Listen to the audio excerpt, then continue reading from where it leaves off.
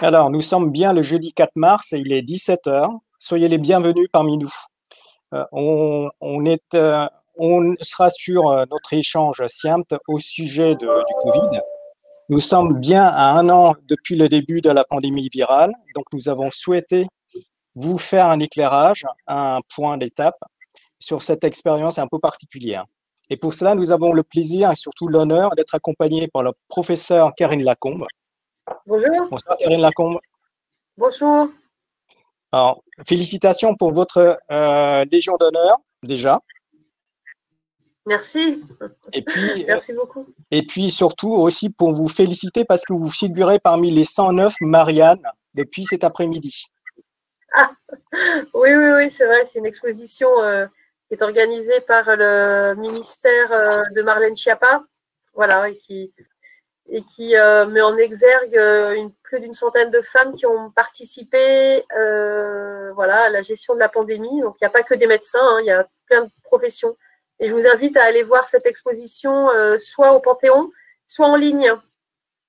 C'est parfait, on n'y manquera pas. Ce sera l'occasion d'aller voir, entre autres, il y a vous, il y a Delphine Orviller, le rabbin, qui est très, très médiatique aussi. Donc voilà, on vous invite à aller vraiment aller voir sur place l'exposition. Alors, professeur Lacombe, où est-ce que nous en sommes maintenant, un an après le début de cette pandémie? Ben justement, on va faire le point sur l'épidémie, parce que sur l'épidémie, donc sur l'épidémiologie, hein, les chiffres, où est-ce qu'on en est de l'incidence, la mortalité, etc., que ce soit dans le monde, en Europe ou en France. On va également parler de virologie, puisque vous avez tous entendu parler de ces fameux variants. Donc, qu'est-ce qu'un variant et quel impact il peut avoir en termes de prise en charge thérapeutique, de dépistage, mais également de mortalité. On va revoir les modes de prévention de la transmission. Et puis, bien sûr, on finira cette présentation par les avancées thérapeutiques et les vaccins, puisque je sais que vous êtes concernés en premier chef, puisque beaucoup d'entre vous vont pouvoir vacciner en entreprise si ce n'est pas déjà commencé. On se lance dès la semaine prochaine. Et bien voilà, très bien. Donc, un petit point d'abord sur l'épidémiologie. Donc, je voulais quand même vous montrer où on en était en termes de décès et de nombre de cas dans le monde. Donc, vous voyez que en novembre-décembre, les Amériques ont payé un lourd tribut à l'épidémie, mais on peut dire que l'Europe n'était pas loin derrière et on a tous eu bien conscience que au cœur de l'hiver, nous avons fait face à une deuxième vague qui d'ailleurs n'est pas totalement terminée. On se demande même si en France, en tout cas, on ne commence pas une troisième vague, avec tout de même des chiffres qui restent très raisonnables pour des continents comme l'Afrique. En termes de décès et de nombre de cas en Europe, donc vous voyez là ce qui correspond évidemment au nombre de décès, avec un pic en novembre-décembre en Europe et une remontée à partir du début, de la mi-décembre.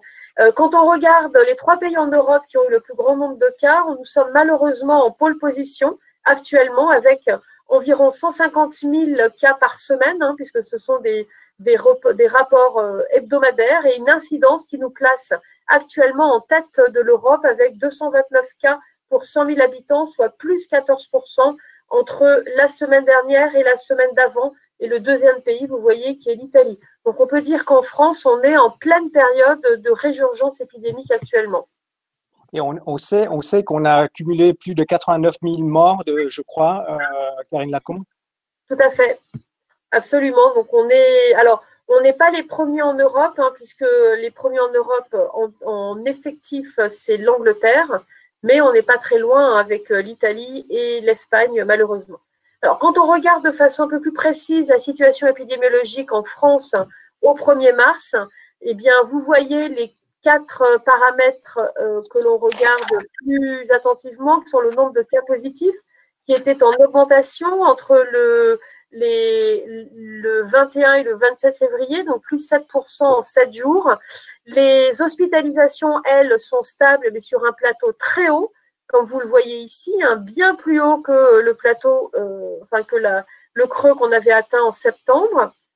Les patients en réanimation, on est en augmentation, plus 4% sur les 7 derniers jours.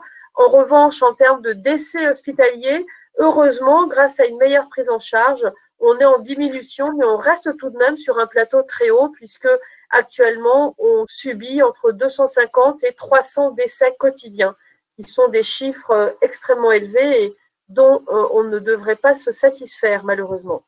Y a-t-il un vrai réel risque d'une nouvelle vague Ah bah oui, comme oui, on s'attend? on le voit en Île-de-France, hein, on a une augmentation importante du nombre de cas en réanimation, en hospitalisation, avec une situation qui est très hétérogène sur tout le territoire français et qui appelle évidemment à des mesures qui doivent être adaptées à chaque niveau local ou régional. Mais en tout cas, en Île-de-France, alors on ne connaît pas encore les annonces qui vont être faites par le Premier ministre ce soir, je crois, à 18h, donc vous pourrez vous connecter juste après cette présentation, mais on ne semble pas aller vers un confinement local alors que les chiffres sont en augmentation. Donc, on nous demande au contraire de vacciner et puis de serrer les coudes pour faire face au maintien de l'épidémie à un niveau très élevé. Alors, quand on regarde justement le nombre de décès depuis mars, alors ce n'est pas depuis mars 2021, excusez-moi, c'est depuis mars 2020.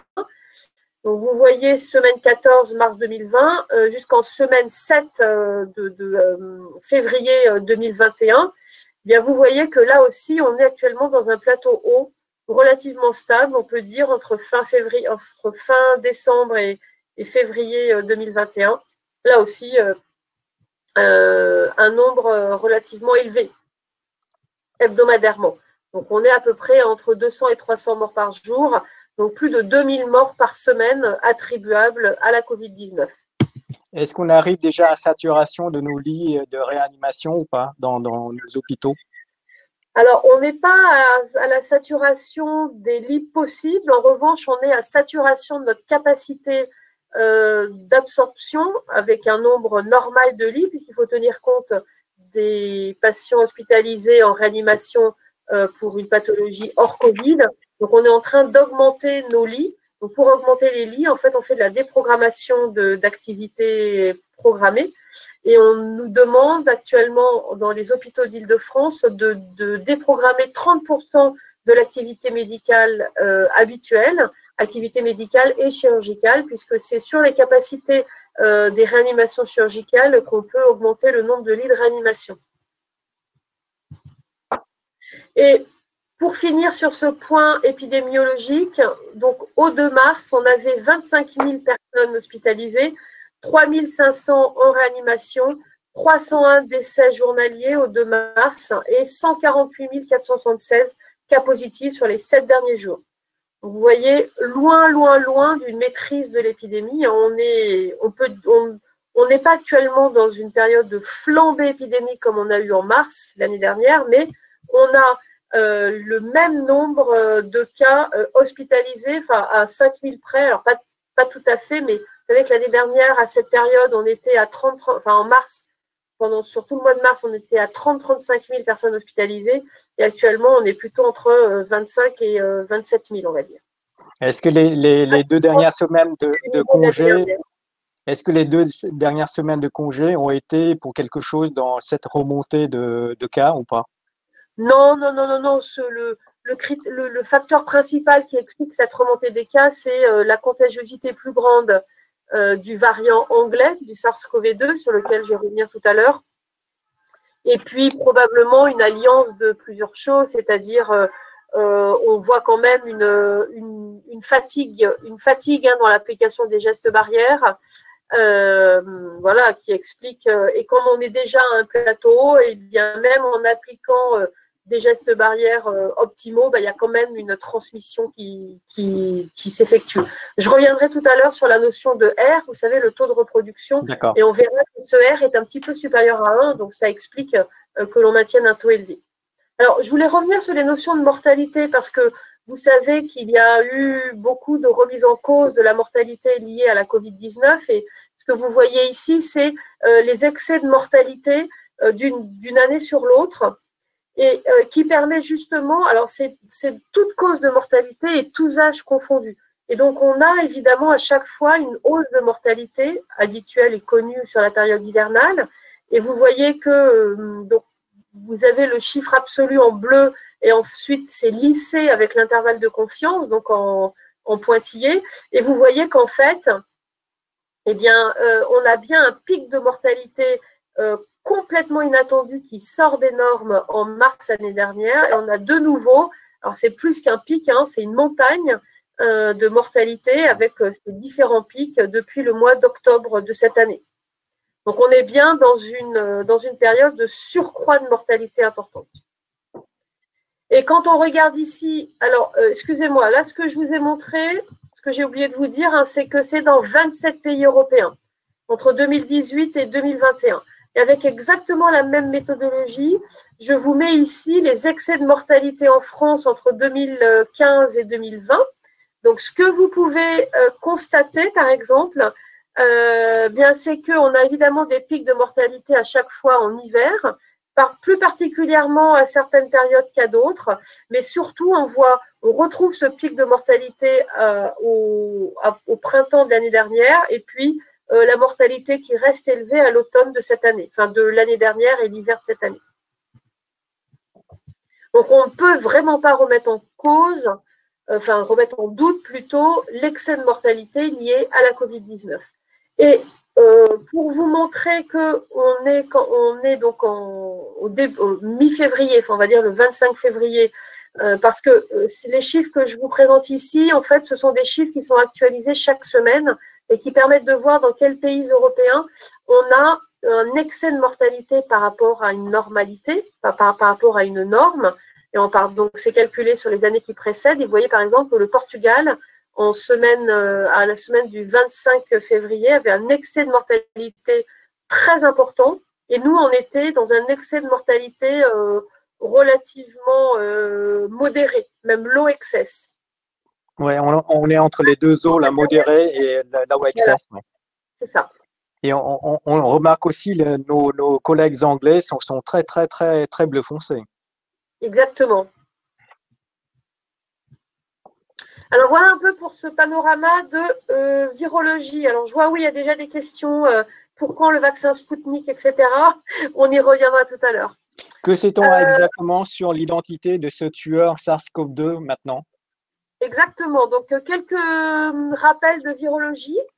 Donc, le SARS-CoV-2 fait partie de la famille des coronavirus. On a 4 coronavirus qu'on connaît bien, qui sont responsables des rhumes habituels, des rhumes banals de l'hiver, et 2 autres coronavirus qui sont associés à des tableaux de pneumonie aiguë sévère, donc le SARS-CoV et le MERS-CoV. Donc, le SARS-CoV est un virus qui est actuellement éteint, qui n'existe plus qu'en laboratoire, et que l'on a pu juguler, donc qui a été responsable d'une bouffée épidémique et que l'on a pu juguler, surtout parce qu'en fait, les patients qui étaient contagieux présentaient des signes cliniques. Et donc, à partir du moment où on isolait les patients, eh bien, on a pu arrêter la transmission de ce virus. Le MERS-CoV, c'est un peu la même chose, sauf que lui, il est issu d'un réservoir animal qui n'est pas éteint, qui est celui du chameau à partir de la chauve-souris, donc qui persiste dans la péninsule arabique. Et donc, on a des cas importés réguliers de MERS-CoV, mais comme ce virus ne se transmet qu'à partir du moment où on a des symptômes, eh bien, on peut tout de suite isoler les personnes symptomatiques porteuses de virus et donc éteindre une éventuelle transmission secondaire. Et heureusement, parce que le taux alors c'est même pas un taux de mortalité en fait, c'est un taux de létalité, c'est-à-dire que 7% des personnes contaminées décèdent pour le SARS-CoV et 35% décèdent pour le MERS-CoV.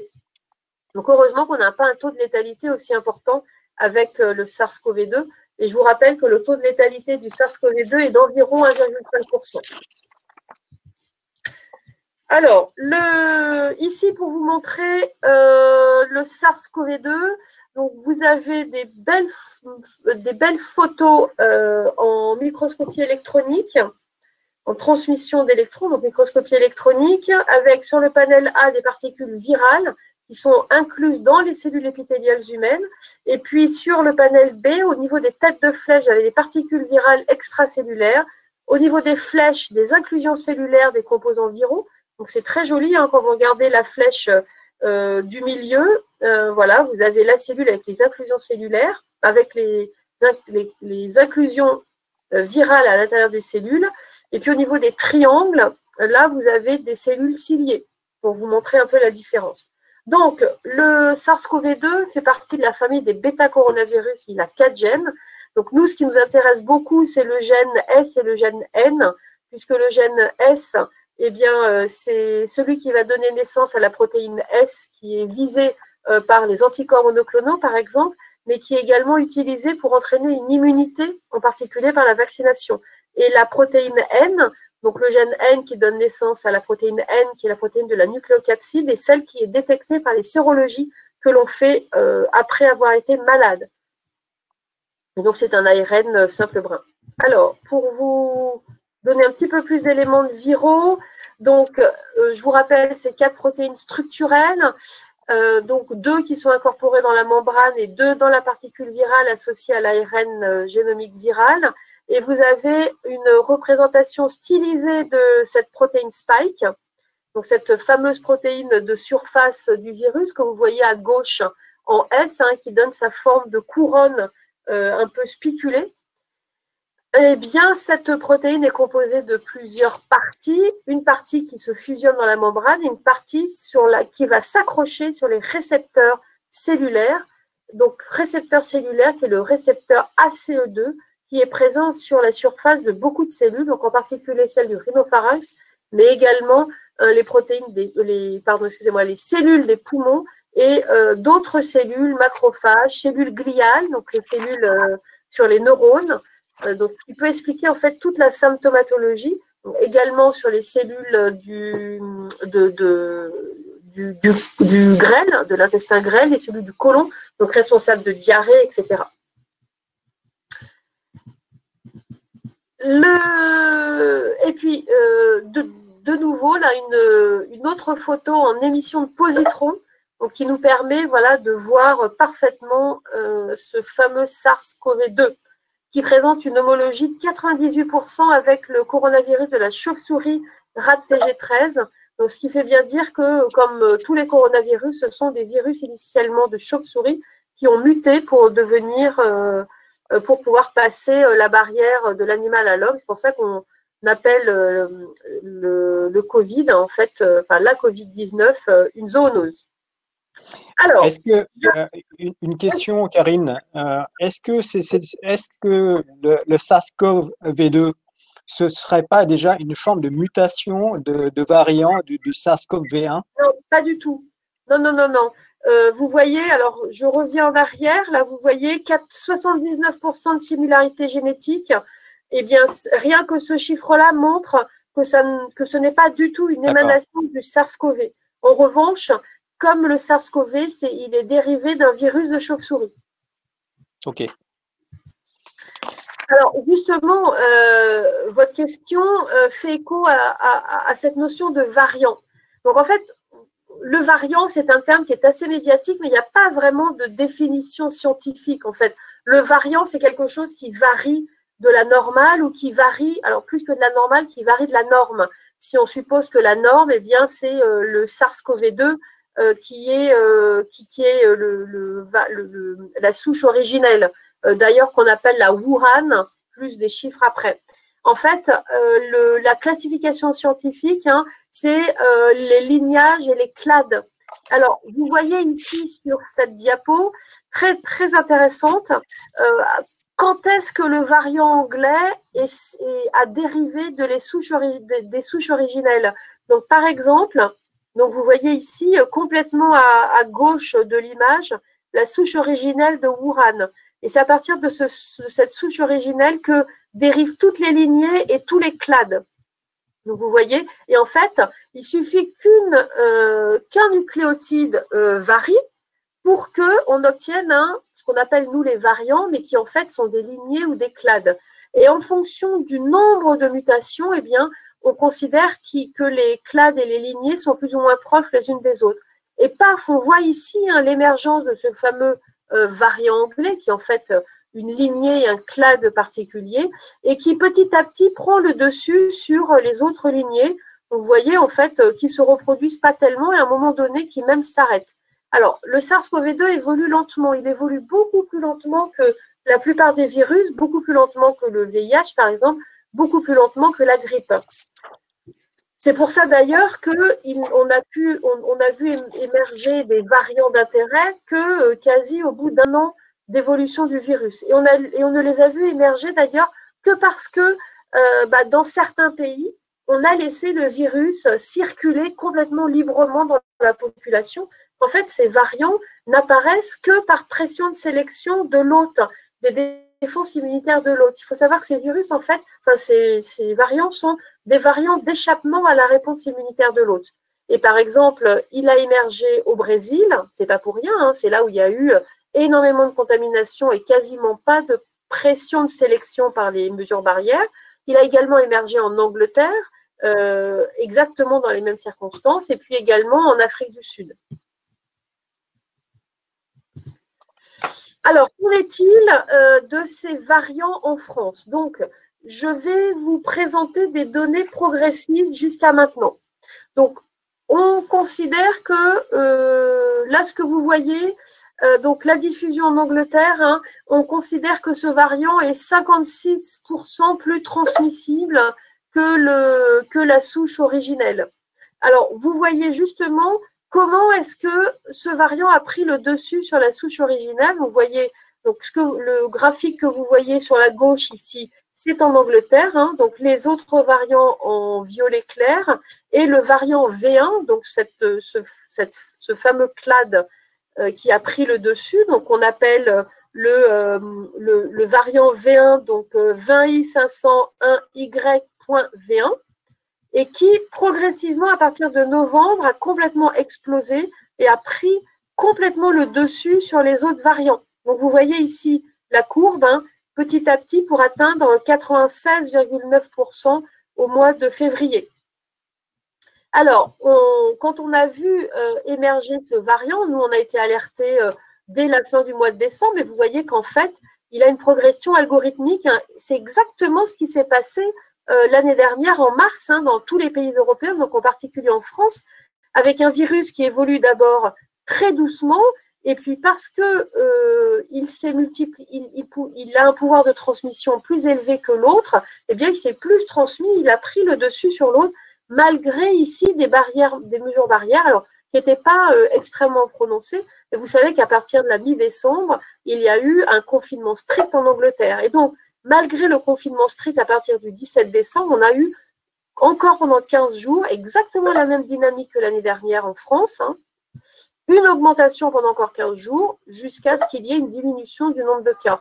Mais ici, c'est la proportion du variant parmi tous les cas positifs, donc qui, lui, continue d'augmenter. Donc, l'enquête flash en France, c'est ce qui nous intéresse. Début du mois de janvier, 3,3%. Enquête flash, fin du mois de janvier, 13,2%.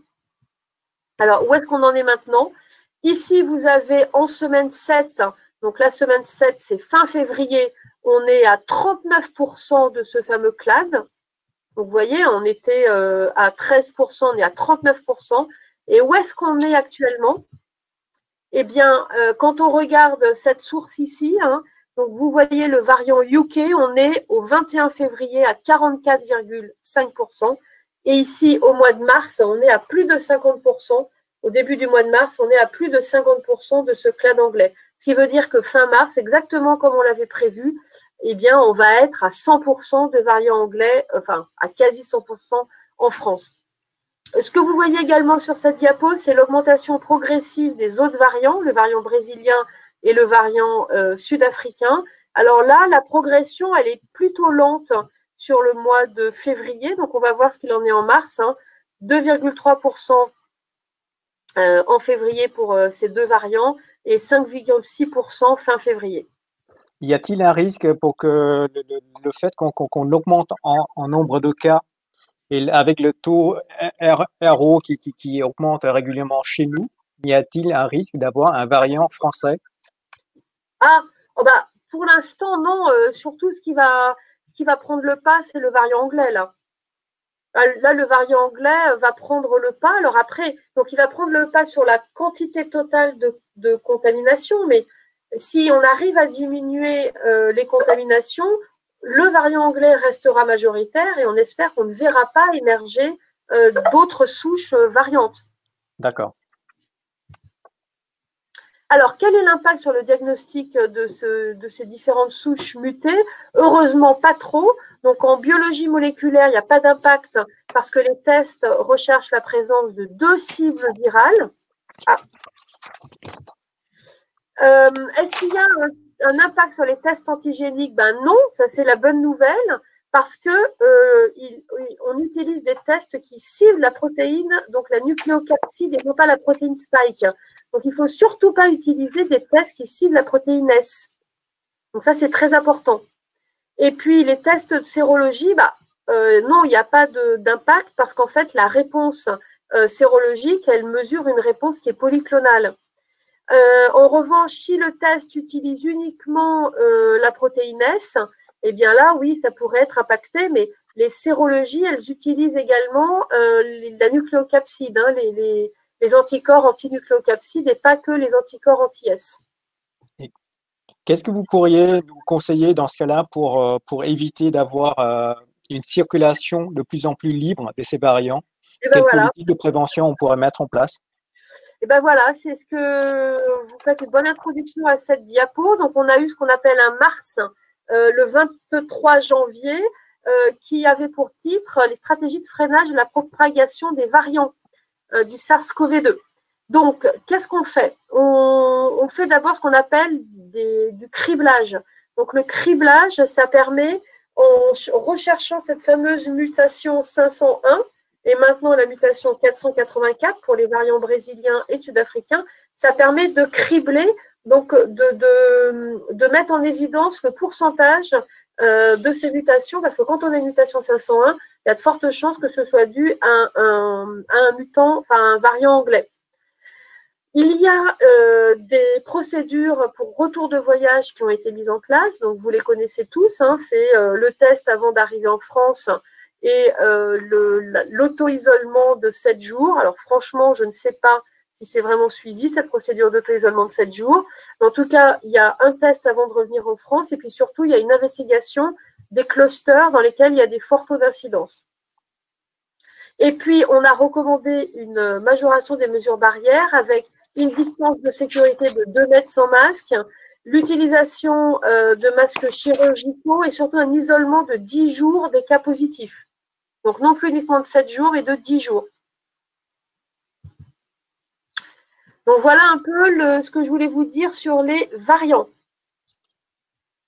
Et on va voir tout à l'heure, on reparlera un petit peu des variants quand je vais vous parler des anticorps monoclonaux. Très bien. Alors, un petit point sur la transmission et la prévention. Pour vous rappeler un peu ce qu'est ce fameux R. Donc, le SARS-CoV-2 est un virus qui est à fort potentiel épidémiogène, c'est-à-dire qu'il peut se disséminer très rapidement. Et donc, le R0, c'est le nombre de reproductions de base du virus. Alors, pourquoi je dis R0, qui c'est la reproduction de base? Parce qu'à partir du moment où on a mis en place des gestes barrières et tout, c'est plus un R0, c'est un R, le taux de reproduction avec les mesures barrières, avec les traitements, etc. Donc, le R0, c'est le taux de reproduction de base du virus, c'est le nombre d'individus qu'une personne porteuse va infecter pendant la durée de son infection.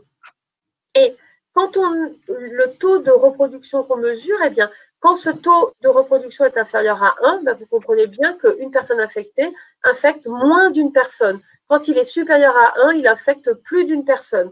Donc, quand on est à l'issue du deuxième confinement, le taux de reproduction était à 0,9. Donc, on était bien en phase de décroissance épidémique.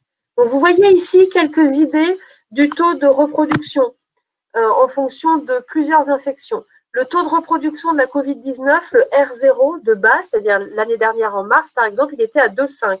Ebola, par exemple, il est à 2. La rougeole, donc measles, 16. Donc, vous voyez, c'est un virus qui est extrêmement contagieux. Les oreillons, pardon, mumps, c'est 4,5. Qu'est-ce qui nous intéresse d'autre? La rubéole, c'est 6. Et la variole, c'était également 6. Vous voyez, la grippe, finalement, c'est un peu moins, hein, c'est 1,5 par rapport à la Covid-19. Alors, la grippe standard, hein, évidemment, on a eu certaines pandémies grippales où le R0 était bien plus élevé. Alors, comment a évolué le R? Donc, vous avez bien compris, maintenant, on n'est plus dans un cadre de R0, mais dans un cadre de R, puisqu'il y a des mesures qui sont appliquées régulièrement, ben vous voyez qu'il a beaucoup varié au cours du temps, entre mai 2020 et mars 2021. Donc actuellement, en mars 2021, un malade contamine 1,08 autres personnes. Donc on est bien en phase d'ascension de l'épidémie. D'ailleurs, on a été très peu en phase de descente. Hein. On a été en R inférieur à 1 qu'en fait, après les périodes de confinement. En gros, vous voyez également ici, là, c'était au moment où on a mis en place le couvre-feu. Donc, vous voyez que ce sont des mesures qui ne sont que transitoires, en fait, sur le taux de reproduction. Ici, c'était après le deuxième confinement. Donc, c'est vraiment que des mesures qui sont très strictes qui permettent de casser. Mais à partir du moment où on lève le confinement, donc ici, vous voyez le taux jaune, ça reprend. Alors, comment mettre en parallèle ce taux de reproduction avec l'infectiosité? Donc, vous savez que le virus, justement, se transmet jusqu'à 3 jours avant le début des signes cliniques.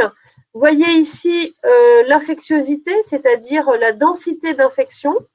En général, le pic d'infectiosité, c'est juste avant les symptômes, quand ils apparaissent. Donc, vous comprenez pourquoi l'épidémie s'est disséminée de cette façon-là, parce qu'en fait, on infecte les gens avant même de savoir qu'on est malade. Et puis, dès le 7e jour, l'infectiosité est très faible. Donc, le taux de reproduction de base, c'est 2,2. Le temps de doublement du nombre de cas, c'est 2,4. Le temps de doublement de, si c'est ça, de la quantité de virus, c'est 2,4 à 7,4. La durée d'incubation médiane, c'est 5,2 jours. Et la transmission présymptomatique, en fait, elle représente 44% des cas de transmission. Donc, vous voyez, quasi la moitié. D'où l'intérêt d'isoler les personnes plus de 7 jours, en fait. Alors, pas avec la souche standard, puisqu'en fait, après 7 jours, et on le voit même un petit peu mieux ici, il n'y a quasiment plus d'infection parce que la charge virale est extrêmement faible. En revanche, avec le variant anglais, l'excrétion virale est plus élevée et plus longue. C'est pour ça qu'on demande un isolement de 10 jours. Mais surtout, en fait, ces connaissances-là, ce que je vous dis ici, ça, là, on ne le savait pas l'année dernière en mars, en janvier, février, mars. Ce sont des données qui ont commencé à émerger vers la fin du mois de mars. Et ça explique toute une partie, on va dire, de la problématique autour des masques. C'est qu'en fait, on pensait, par analogie avec le SARS-CoV, que les transmissions s'effectuaient à partir du moment où on avait des symptômes. On ne savait pas à l'époque, en janvier, février, mars, que l'essentiel, ou au moins la moitié des transmissions, survenaient avant que l'on ait des symptômes. Ouais. Et c'est pour ça que dans un contexte de pénurie de masques, il avait été recommandé que ce soit les soignants et les personnes malades qui portent les masques et pas l'intégralité de la population. Alors maintenant, évidemment, si on avait su cette chose absolument essentielle, c'est sûr que tout le monde porte des masques, là, ça se comprenait. Donc, d'où vous voyez l'évolution du discours sur les masques. Alors, évidemment, je ne reviens pas sur le contexte de pénurie de masques, mais comment, en contexte de pénurie de masques, les conseils qui ont été donnés l'année dernière les décisions qui ont été prises en termes de conseils ont été prises. Alors, le chronogramme de l'infectiosité, un point important, à partir de 10 jours chez un patient qui a une forme modérée ou légère, n'a plus de virus qui se multiplie, de virus cultivables, 15 jours pour les personnes immunodéprimées, et vous voyez ici, c'est 20 jours en gros, le virus présent est cultivable. Alors, évidemment, chez les personnes qui sont très déprimées, il peut y avoir des réservoirs viraux qui persistent dans le temps, plusieurs semaines ou plusieurs mois. Qu'en est-il des situations de Covid long? Parce que même sans avoir une immunodépression, on observe qu'il y a aussi des formes de Covid long. Alors, il faut savoir ce qu'on entend par Covid long. le Covid, il y a des Covid chroniques et des Covid longs. C'est un peu différent. Les Covid chroniques, c'est vraiment des personnes immunodéprimées qui gardent du virus pendant longtemps. Les Covid longs, c'est une persistance longue de symptômes divers et variés qui ne sont pas du tout rattachés à une présence de virus, mais qui sont plutôt dus probablement à des phénomènes inflammatoires ou dysautonomiques que l'on est encore en train de qualifier sur le plan nosologique. D'accord. Alors, qu'en est-il de la transmission et de l'excrétion virale? Donc, vous voyez ici, patient symptomatique versus patient asymptomatique. Ce que ces données vous disent, en fait, c'est donc vous avez le seuil de cycle, donc réplication virale, et en bas, les protéines qui sont mises en évidence. Mais en fait, il n'y a pas de différence entre les patients symptomatiques et asymptomatiques, c'est-à-dire que les deux types de patients, qu'ils aient des symptômes ou pas, excrètent la même quantité de virus. Donc ça, c'est assez intéressant. Et l'autre chose intéressante, c'est qu'il y a plus d'excrétion de virus chez les personnes asymptomatiques, vous le voyez ici, de façon significative, mais ça ne veut pas dire que le patient est plus infectieux. Parce qu'on peut continuer à excréter du virus à bas bruit sans pour autant que ce virus soit infectieux. Donc c'est en fait voilà, de l'ARN qui persiste.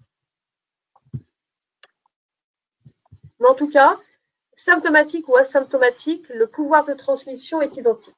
Alors, ça, vous êtes tout à fait au courant, c'est pour ça que je n'ai fait qu'une seule diapo, la protection. Quand on est en contact direct avec un patient, c'est tablier sur blouse à usage unique avec des gants chirurgicaux. On met des tabliers en plastique pour les soins mouillants ou souillants. Et quand on a des patients très excréteurs ou qu'on fait des gestes invasifs, eh bien, on met un masque FFP2 et une protection oculaire. Une question toute bête, Karine Lacombe. Quand on vaccine, est-ce qu'on se considérait plutôt dans un geste invasif ou souillant? Non, pas du tout, ni l'un ni l'autre. On vaccine, donc le patient n'est pas infecté. Donc, on n'est pas dans un contexte de contact avec un patient infecté. D'accord. Mais le risque de se souiller hein, éventuellement avec le sang, ou si c'est mal. Ça, comme pour comme on applique les mesures habituelles de prévention des accidents d'exposition au sang. C'est-à-dire qu'on met des gants. Voilà, c'est tout. Ça marche. Donc voilà pour les aspects épidémiaux, viraux et les quelques retours sur les notions de transmission. De quel arsenal thérapeutique maintenant on dispose? Eh bien voilà. Alors, un point très important, aucune molécule n'a fait la preuve d'une activité antivirale directe. Il y a encore beaucoup d'essais thérapeutiques en cours, mais on peut dire qu'au bout d'un an, on n'a toujours pas la molécule antivirale qui changera vraiment la donne. On appelle les game changers en anglais. En revanche, les corticoïdes, eux, sont un game changer. Ils ont permis d'améliorer la survie dans certaines indications, je vais vous en parler. Je ne vais pas revenir sur l'oxygénothérapie et l'anticoagulation préventive qui sont absolument essentielles et qui ont permis de sauver des vies. Je vais faire un point sur les immunomodulateurs, en particulier le tocilizumab, un point sur les corticoïdes, un petit point sur les anticorps monoclonaux, et puis je vais vous parler de l'immunité passive avant d'aborder la vaccination. Alors, rapidement, la dexaméthasone. Oui. Karine, ce serait vous faire l'affront si je vous posais la question sur le bamlanivimab. Oui, mais je vous en parlerai après. Ça marche. Quand je vous ferai les anticorps monoclonaux. Donc, la dexaméthasone, vous voyez, hein, ça a permis de diminuer de 20% la mortalité chez les patients qui étaient sous oxygène, mais pas en réanimation, et 35% chez les patients en réanimation, intubés ou sous oxygène à haut débit. Donc, on les recommande actuellement chez tous les patients sous oxygène à la posologie de 6 à 10 mg par jour pour une durée de 10 jours au moins, et on fait une décroissance progressive. Donc, pas d'indication à utiliser les corticoïdes en ville. Les corticoïdes sont utilisés à l'hôpital à partir du moment où le patient a besoin d'oxygène. Un point sur l'antibiothérapie, on s'est aperçu qu'il y avait une surconsommation majeure d'antibiotiques probabilistes alors que les co-infections, les surinfections ne représentent que moins de 5% des pneumonies Covid. Donc, pas d'antibiotiques de façon systématique en face d'une pneumonie à SARS-CoV-2. En revanche, nous, à l'hôpital, on discute d'une antibiothérapie quand on a des expectorations purulentes, c'est très rare, exceptionnel en dehors de l'AREA. En hospitalisation, on peut être amené à prescrire de l'augmentin. Quand on a des pneumonies graves, on va mettre une céphalosporine de 3e génération et des macrolides. Mais ça, c'est une décision uniquement hospitalière. Alors, malheureusement, on voit arriver beaucoup de patients sous antibiotiques à l'hôpital, vous voyez, qui restent une semaine en ville avec des corticoïdes, des antibiotiques. Et ben, ils arrivent à l'hôpital et souvent, ça ne se passe pas bien. À côté des antibiotiques et des corticoïdes, on utilise un seul immunomodulateur qui s'appelle le tocilizumab. C'est un médicament qui est pas mal utilisé dans les pathologies inflammatoires, donc les maladies de système. Et c'est un inhibiteur du récepteur de l'interleukine 6. Et je vous ai mis ici une photo d'une méta-analyse qui regroupe un grand nombre de patients et qui montre en fait un impact significatif sur la progression des formes modérées vers une forme sévère, intubation en particulier. Et donc actuellement, on utilise le tocilizumab chez les patients qui sont en échec de dexaméthasone, en général 48 à 72 heures après avoir instauré la dexaméthasone quand on ne voit pas d'amélioration et que le patient garde un syndrome inflammatoire important. De toute façon, on n'en dispose qu'à l'hôpital. On en dispose qu'à l'hôpital. Tout ce dont je vous parle là, ce ne sont que des traitements hospitaliers. On n'a pas encore de traitement ambulatoire. Alors peut-être que la donne va changer avec les anticorps monoclonaux, mais pour l'instant, on n'a pas encore de traitement ambulatoire. D'accord. Alors ensuite, le plasmate convalescent, donc il a été beaucoup évalué cette dernière année. Son efficacité, pour l'instant, n'a été démontrée que chez les patients qui ont une déplétion en lymphocyte B ou une hypogammaglobulinémie. Par exemple, parce qu'ils utilisent des médicaments dépléteurs en lymphocyte B comme le rituximab ou parce qu'ils ont des anomalies congénitales de production de gamma-globuline ou de lymphocytes B. Et on ne le prescrit qu'après concertation pluridisciplinaire. Donc, il y a 2 réunions de concertation pluridisciplinaire en France par semaine, le mardi et le jeudi, que je coordonne. On discute à peu près d'une trentaine de demandes de plasmate convalescent dans ces indications-là. En revanche, le plasma n'est pas efficace après intubation et le plasma n'est pas efficace chez des patients qui n'ont pas d'immunodépression. Alors, pourquoi il n'est pas efficace? Alors, ce n'est pas tout à fait vrai ce que je vous dis. Il est efficace, mais si on le donne extrêmement tôt, c'est-à-dire dans les 3 jours qui suivent le début des symptômes. Mais c'est très difficile de faire venir un patient à l'hôpital dans les 3 jours après le début des symptômes. Et c'est d'ailleurs la difficulté majeure qu'on va rencontrer avec les anticorps monoclonaux. Ce qui me permet d'ailleurs de faire la transition avec les anticorps monoclonaux. Donc, cette diapo, elle vous montre un peu comment les anticorps monoclonaux sont fabriqués. Donc, vous avez ici, en fait, les vaccins. Donc, comment les vaccins marchent? Alors, c'est très simplifié, hein, c'est un peu les anticorps monoclonaux pour les nuls, mais je pense que ça parle à tout le monde comme ça. Ici, les vaccins vont permettre de fabriquer des anticorps. Vous avez ici le virus. Hop, il va y avoir les anticorps du vaccin qui vont aller inhiber le virus. Où est-ce qu'ils agissent, en fait, les anticorps monoclonaux? En fait, les anticorps monoclonaux, c'est un peu comme les anticorps post-vaccinaux. Ils vont agir, en fait, en se fixant sur le virus quand on n'a pas d'anticorps propres, hein, soit parce qu'on n'a jamais été infecté par le SARS-CoV-2, soit parce qu'on n'a pas été vacciné. En fait, les anticorps monoclonaux, ils jouent quelque part le rôle des anticorps post-vaccinaux. Le problème, c'est que ces anticorps monoclonaux, ils portent leur nom, ils sont monoclonaux, c'est-à-dire qu'ils ne vont pouvoir inhiber qu'un seul type de virus, alors que les anticorps polyclonaux, soit ceux qu'on peut s'injecter comme traitement, soit ceux fabriqués après la vaccination, ou ceux qui sont fabriqués après avoir été malades, eux peuvent inhiber plusieurs types de virus. C'est pour ça que les anticorps monoclonaux tout seuls eh bien, présentent un risque de ne pas être assez efficaces et qu'on va tendre vers une association de ces anticorps monoclonaux. Ok, donc ici, vous voyez qu'en fait, les anticorps monoclonaux vont neutraliser le virus, mais non seulement ils les neutralisent, mais en plus, ils vont, en se fixant sur ces virus, les présenter aux cellules qui vont les détruire, qui sont par exemple ici les macrophages. Donc, ils ont une double fonction, ces anticorps. Donc, que ce soit les polyclonaux ou les monoclonaux, les anticorps de façon générale, ils vont eux-mêmes empêcher le virus de se fixer sur la cellule, sur le récepteur ACE2, mais ils vont également permettre de détruire ces cellules en les présentant aux cellules qui vont les détruire comme les macrophages. Professeur Lacombe, il nous reste 15 minutes. Il faudrait peut-être qu'on accélère pour vous permettre d'arriver à l'heure sur le deuxième rendez-vous. Je pense que ça va aller. Là, je suis arrivée pas très loin de la fin. Juste pour vous dire qu'en fait, ces anticorps monoclonaux, ils sont compliqués à fabriquer. C'est pour ça qu'ils coûtent cher. Parce qu'en fait, il faut prendre des personnes guéries des anticorps et ensuite, il faut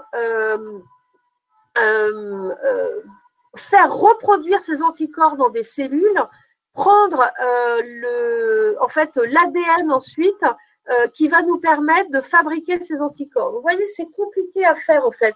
C'est pas simplement prendre les anticorps de quelqu'un pour les donner à quelqu'un d'autre. Si on veut les fabriquer dans un processus industriel, il y a toute une étape très longue et très chère de production. C'est pour ça que les anticorps, de toute façon, quels qu'ils soient, ils sont chers. Les anticorps monoclonaux, ce ne sont pas que des anticorps pour les virus. Ça peut être aussi des anticorps pour les cellules tumorales, etc., ou les protéines de l'inflammation. Donc, les anticorps, ça coûte cher à fabriquer. Alors, vous savez qu'on a eu une grosse polémique sur les utilisations de ces anticorps monoclonaux, en fait. Les anticorps monoclonaux, le premier qui a été mis sur le marché, enfin qui est arrivé là en ATU, c'est le bamlanivimab. Et vous voyez, le bamlanivimab, ça c'est l'essai de phase 2 qui compare le bamlanivimab en plusieurs posologies à une association de deux anticorps, le bamla et l'étésivimab, comparé à un placebo. Et vous voyez qu'en fait, au final, la différence ici d'excrétion virale à 11 jours, elle n'est pas très importante. On voit en revanche une différence significative à 7 jours avec l'association, mais pas tellement avec la monothérapie. Et c'est pour ça qu'en fait, il y a eu toute une polémique autour de l'utilisation de ces anticorps. Alors voilà, moi je vous signale une tribune qui va sortir demain, que j'appelle la nouvelle irrationalité médiatique. Ça va sortir dans le quotidien du médecin.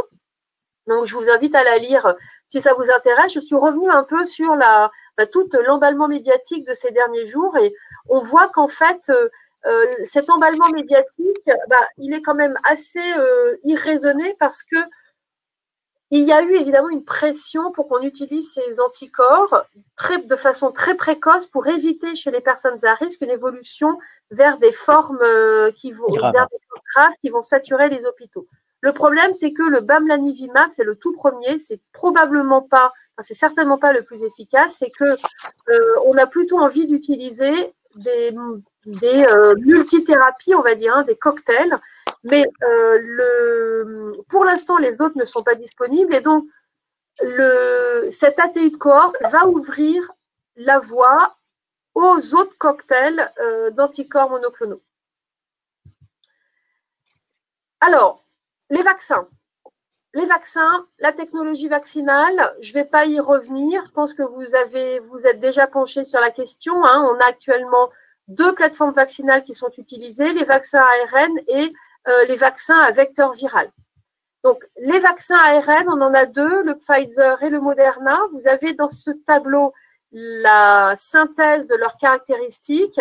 Donc, en particulier, leur efficacité. Donc, ici que vous avez là, 95% dans l'essai vaccinal de phase 3 de Pfizer, 94% dans le Moderna. Et quand même, pour vous montrer ici, dans ce schéma qui regroupe les deux, le Moderna et le Pfizer, en gros, c'est pareil. Vous voyez ici, donc là, c'est le taux d'incidence cumulé. Vous avez ici les groupes vaccins. Et ici, les groupes placebo. Alors, vous voyez là, placebo de Pfizer et ici de Moderna. Et on a une efficacité vaccinale beaucoup plus importante, évidemment, avec les vaccins, comme vous voyez ici, 95%, 94%. Ce qui est important, alors, pardon, avant de vous parler de la tolérance et surtout de l'efficacité en population, je voulais vous rappeler les chiffres d'efficacité du vaccin AstraZeneca. Donc, vous voyez, ce qui a un peu fait discuter, c'est qu'ils se sont trompés en fait dans la moitié de leur cohorte, enfin pas dans la moitié, mais dans une partie de leur cohorte. Ici, 8 895 patients, 62% d'efficacité, 90% chez 2741. C'est pour ça que c'est un peu jeté le trouble sur l'efficacité de l'AstraZeneca. Mais ce qui est hyper important finalement, c'est les données en population générale.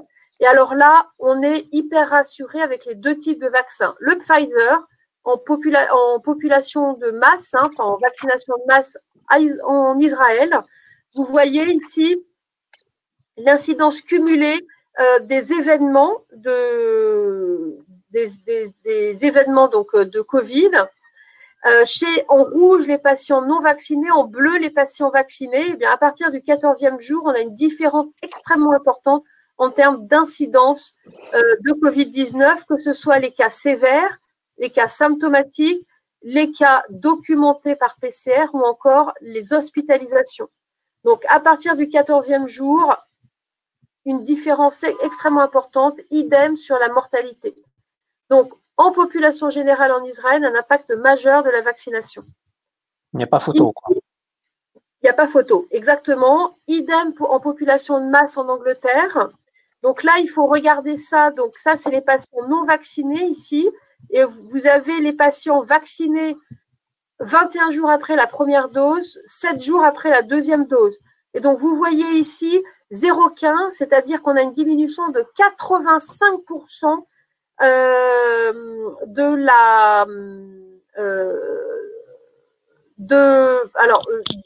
du nombre de nouvelles infections.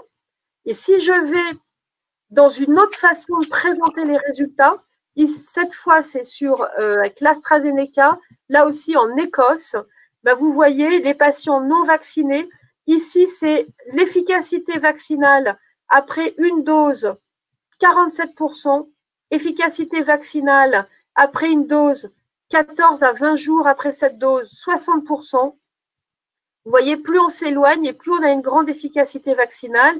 Ici, 21 à 27 jours après la première dose, 70% d'efficacité vaccinale. Ici, on arrive à 84% après 28 à 34 jours. Et vous voyez que là, c'est même pas après une deuxième dose de vaccin. Donc, et quand on regarde, je crois que je vous ai mis voilà, ce chiffre, parce que là, c'était vraiment pour vous montrer l'efficacité chez les personnes âgées. Et dans le papier, il y a l'efficacité pour toutes les catégories d'âge, mais là, je voulais vous montrer pour les personnes âgées parce que c'est suite à ce papier que l'autorisation d'utilisation de l'AstraZeneca jusqu'à 75 ans a été donnée en France cette semaine. Vous voyez qu'on a une diminution importante. Hein. Vous voyez, une dose de vaccin après 28 jours, c'est-à-dire après 4 semaines, on a 79% d'efficacité du vaccin. Alors ici, vous allez me dire 56%, mais en fait, il n'y a pas énormément de patients. Donc, on est bien dans une relation quasi linéaire, hein, 62%, 71%, 79%. Chez des patients âgés hein, qui ont entre 75 et 60, enfin entre 65 et 75 ans. Donc, une efficacité en population générale très importante. Alors, je passe à la tolérance, que ça, c'est aussi important. Alors, pour vous dire qu'avec le vaccin Pfizer, on a la chose à retenir, c'est que globalement, il est très bien toléré. On a, vous voyez, 5331 cas qui ont été rapportés d'effets secondaires, 169 décès, aucun n'a été lié à la vaccination. On a un grand nombre de cas de réactogénicité systémique habituelle après un vaccin, donc des syndromes pseudo-grippaux. En revanche, ce qu'il faut que vous reteniez, ça c'est très important pour les déclarations de pharmacovigilance, si vous êtes amené à vacciner en entreprise, c'est ça. Avec le Pfizer, on rapporte des cas d'hypertension artérielle, donc ce qu'on appelle des cas d'intérêt, donc des faits marquants, 75% d'hypertension artérielle, d'évolution rapidement favorable, heureusement, et des troubles du rythme cardiaque. La tachycardie, fibrillation auriculaire, 56 cas graves. Donc ça, c'est un effet secondaire à bien connaître, hein, risque d'hypertension artérielle ou risque de troubles du rythme cardiaque. Avec le vaccin AstraZeneca, pas du tout pour l'instant. Il y a, vous voyez, 971 cas qui ont été rapportés et ce sont principalement des cas qui correspondent à des syndromes pseudo-grippaux. Alors, assez cognés, hein, il faut en avoir conscience. Le lendemain, il y a beaucoup de gens qui ne vont pas travailler parce qu'ils ont 39 de fièvre et des courbatures qui les clouent au lit. Et ça disparaît, pouf, en 24 heures. 24 heures plus tard, c'est incroyable, les gens n'ont plus aucune douleur, plus aucune fièvre. Et voilà, il faut le savoir. Et c'est pour ça que nous, on prescrit systématiquement du paracétamol chez les patients qu'on vaccine avec l'AstraZeneca. Et puis, je vous ai mis un mot quand même sur le Moderna, parce que en fonction des régions, on peut être amené à utiliser plutôt du Moderna. Ben là, on a peu de cas, hein, vous voyez, 129 000 patients vaccinés en France, 148 cas rapportés, et vraiment des effets secondaires qui sont absolument mineurs, voilà, qui sont dus en syndrome pseudo-grippal et même pas très intenses. C'est celui quasiment qui donne le moins d'effets secondaires. Et voilà. Merci Karine. Je suis dans les temps. Pour répondre à quelques questions, oui. Je sais. On prend quelques questions, si vous le permettez. Je voulais pas. Oui, dites-moi. Non, je voulais, parce que je vois plusieurs fois le Spoutnik qui a été posé. Alors, je crois d'ailleurs que c'est la même personne. Donc, le Spoutnik, en fait, c'est un vaccin de la même classe que le vaccin AstraZeneca. Donc, c'est un vaccin à vecteur viral avec 2 vecteurs viraux différents. Pour l'AstraZeneca, c'est l'adénovirus du chimpanzé qui est totalement complètement… non réplicatif. Pardon ? Non réplicatif. Voilà, c'est ça pour l'homme. Donc, c'est l'adénovirus de type 5 et dans le Sputnik V, ils ont pris le 24 et le 5. Donc, les données de la phase 3 qui a été faite uniquement en Russie et qui viennent d'être publiées il y a 2-3 semaines dans le Lancet montrent un vaccin qui est vraiment efficace. Le problème du Sputnik V, c'est que pour l'instant, il n'avait pas jusqu'à présent de grande capacité de production et il n'avait pas déposé le vaccin en enregistrement auprès de l'Union européenne. Donc, c'est en cours d'être fait et si tout se passe bien, c'est-à-dire si le laboratoire qui fabrique le vaccin, les sites de production du vaccin suivent des normes de qualification européenne et que le vaccin est enregistré, eh bien, il devrait pouvoir atteindre le marché européen probablement d'ici le mois de juin-juillet. Est-ce qu'on sait quelle est la période d'immunité conférée par les vaccins pour l'instant? Eh bien, on ne sait pas pour l'instant, probablement très longue, puisque le taux d'anticorps obtenu est très élevé, qu'on sait que la durée d'immunité est liée au taux d'anticorps, en tout cas plus de 6 mois. Là, pour l'instant, on en est à 8 mois de recul et que les premiers patients qui ont été vaccinés dans les essais ont été vaccinés en juillet. On est actuellement en mars, donc on peut dire oui, 8-9 mois, et que ces patients sont encore protégés avec des taux élevés, mais les données ne sont pas encore publiées. Donc, alors, la question qui se pose, c'est qu'il va falloir faire un vaccin annuel, donc on n'en sait rien. Probablement pas, mais pour l'instant, on n'a pas de certitude. Est-ce que ça veut dire qu'il va falloir qu'on envisage de vivre avec ce virus plus longtemps possible? Alors, on ne sait pas non plus. Probablement que ce coronavirus deviendra un moment saisonnier, un peu comme les autres coronavirus. Ce qu'il faut savoir, c'est que l'un des 4 coronavirus qui donnent des rhumes banals hivernaux a été à l'origine d'une très grande pandémie avec une forte mortalité au courant du Moyen-Âge et elle a duré quelques années. Et maintenant, ce virus est devenu un virus banal. Donc, peut-être qu'à terme, ce sera la même chose avec le SARS-CoV-2, mais pour l'instant, on ne peut pas le savoir. Est-ce que pour les personnes qui ont été infectées, et je pense que ce fut votre cas, le vaccin est-il nécessaire?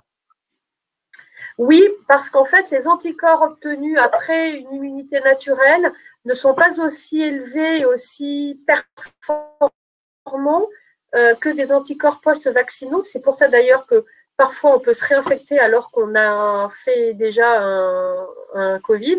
Et en revanche, chez les patients qui ont déjà été infectés, n'est préconisé qu'une seule dose de vaccin parce qu'elle, elle joue le rôle de cette deuxième dose que l'on a avec les vaccins actuels. Et on fait cette dose 3 mois après avoir guéri du Covid. La deuxième dose du vaccin AstraZeneca est-elle administrée à des intervalles différents selon l'âge?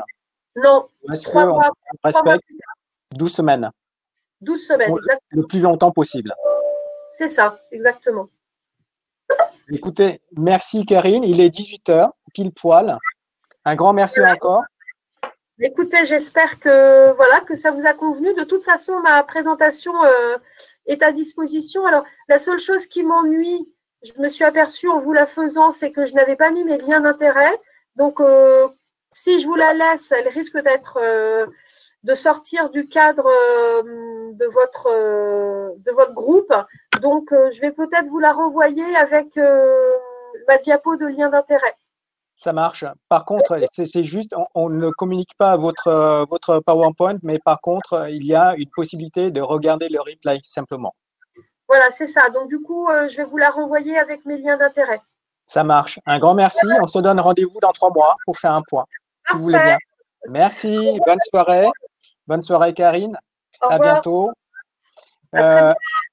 Merci bien. Alors, je vais continuer à vous répondre sur les questions qui sont en cours.